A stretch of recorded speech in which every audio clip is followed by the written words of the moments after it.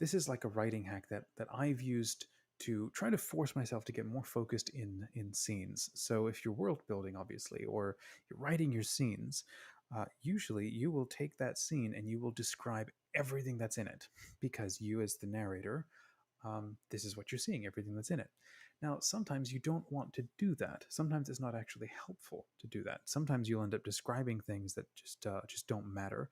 And so then the question then becomes, what do I include? What do I not include? And what I've tried to do, I have no idea if I'm good at it, but it's just the one that I like to think about and come back to. And it's the idea that you only describe what your character notices based on who they are and what kind of person they are. What happens when you do that, right? Here's a little example. I was taking a walk down the road one day, and every Wednesday morning, everybody puts out their trash bins for the trash to come by and pick it up. Now, this one morning, I was taking a walk, and um, I'd gotten about like 4 or 5 minutes or so into the walk, made the turn of the corner, and then I suddenly remembered, oh, I forgot to put my trash bins out. Now, I didn't remember that because I saw everybody else's trash bins. I just remember looking at the road and suddenly realizing, what day is it? It's Wednesday. Gotta run. So I booked it all the way back, hauled out the trash bins, and then ran back to my wife and daughter, who were walking too. So we caught up again. The moment that I caught up with them, I looked around at the road again. All of a sudden, I saw trash bins everywhere. I swear I thought I was going crazy because I had not seen those before, like at all. If you had asked me, I would have sworn the street was completely empty and there were no trash bins out.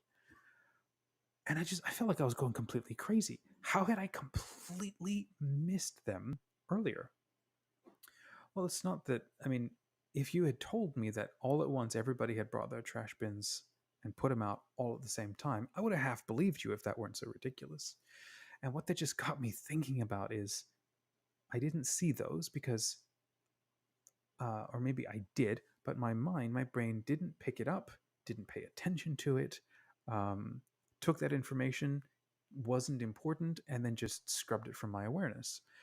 And so now I'm beginning to wonder, like, how often is that else going on? Where if I don't need something in a moment or in an environment or a situation, I will literally not see it. And I think that happens a lot. I mean, if you've ever seen, there's a test where they have people tossing a ball, and you're told, pay attention to how many times the ball bounces between people.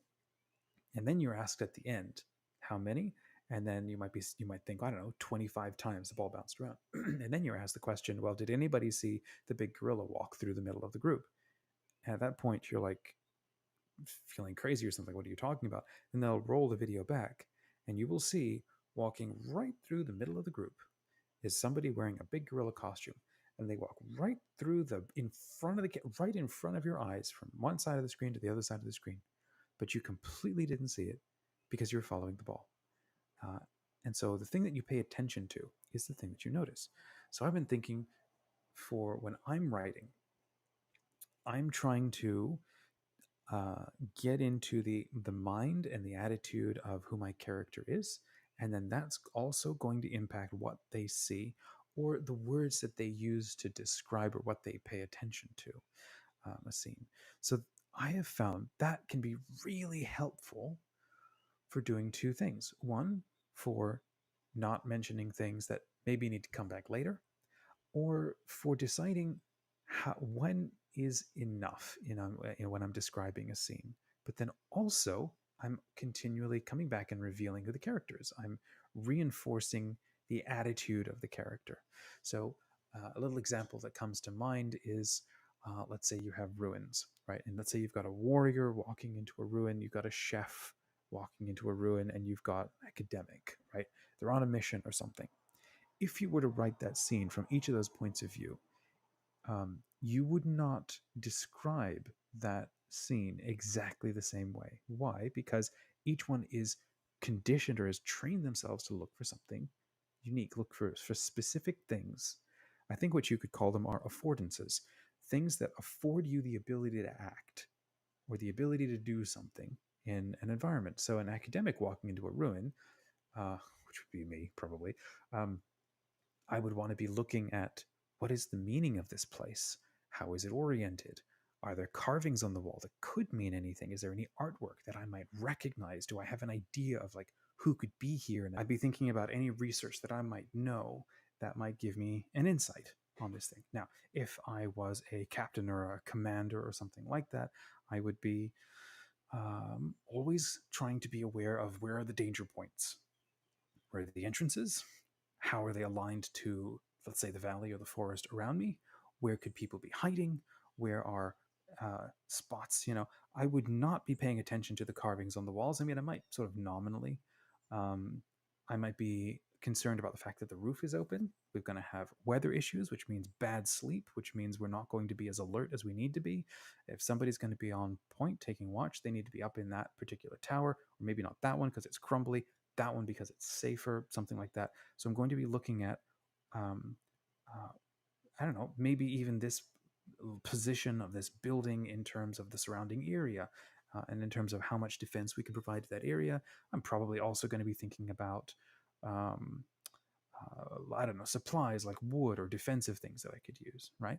I'm not going to be thinking like an academic. I'm not going to see things an academic would see. Lastly, if I was like a chef or I'm the camp cook, um, I'm going to be looking, where can I put my fire pit? Maybe where can I do it where the smoke won't be seen by anybody? I'm going to need dry wood, so I'm going to be looking at the forest around. I'm not thinking like an academic. I'm not necessarily thinking who's going to be getting in here and attacking, because my job is to like provide food. So I'm going to be always aware of what people have in their other backpacks. I'm going to look at maybe what herbs are growing in this area. I might be looking for animal tracks, that's going through here. As an academic, I am not thinking about rabbit scat, or mice, or the fact that there could be squirrels. I'd be annoyed at the squirrels actually for leaving droppings on things, right? I wouldn't think of them as potential food. I might if I was hungry enough, but that would not be my normal way of looking at an environment or the details, right? So following that line of thinking, and I'm trying to now do this with my the book that I'm writing, where I have a modern day young girl who is thrown into this world. So for her reference point is modern day London. And so when she looks at things, I can't use, or I'm trying not to, describe what she wouldn't see. Um, and then what she does see, describe it in words that would feel familiar to her, as best as I can do for the kind, being who I am and the kind of character that she is. Um, it helps, I think, keep things grounded, or keep things more immediate and more real, because I'm also revealing the character. Like, what does she feel when she sees something? Because we go around and two things are happening. We're like a mirror. There's the thing that I see, and there's how it makes me feel. There's the thing that I see, and there's the idea or the association that comes up in my mind. I rarely actually see a thing in itself. That's a discipline we have to teach ourselves. I usually see the thing that I remember with the associations that I have. That's usually how most of us are, and that's something we actually have to work on, because that's um, a more mature thing, is learning to see a thing in and of itself. That's what we might do as a narrator, writing a story. But character doesn't do that. Character sees through um, their associations. So I don't know if that's helpful. I'm really curious if that is helpful to you, how you would describe that. You might end up being able to have much better ideas on how to talk about this sort of thing. So I would love to know what that is.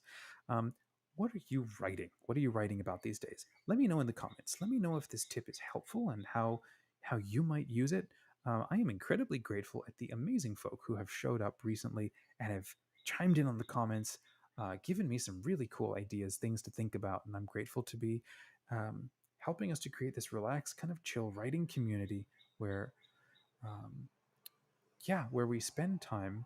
At least if you're joining me early in the morning, first thing of the day, we're spending time writing together, doing something that's valuable and meaningful for us. So I don't know if you can hear the birds, but they are loud and happy. Dawn is broken. Writing session is done. I might try to get a few more minutes in because the scene is kind of rolling along. Um, Thanks for joining. It was fun to spend a moment to write with you. I hope that you can come back, and I will try to be back again tomorrow morning, and we'll keep all of this. Let's just keep writing. That's what we do. We keep writing.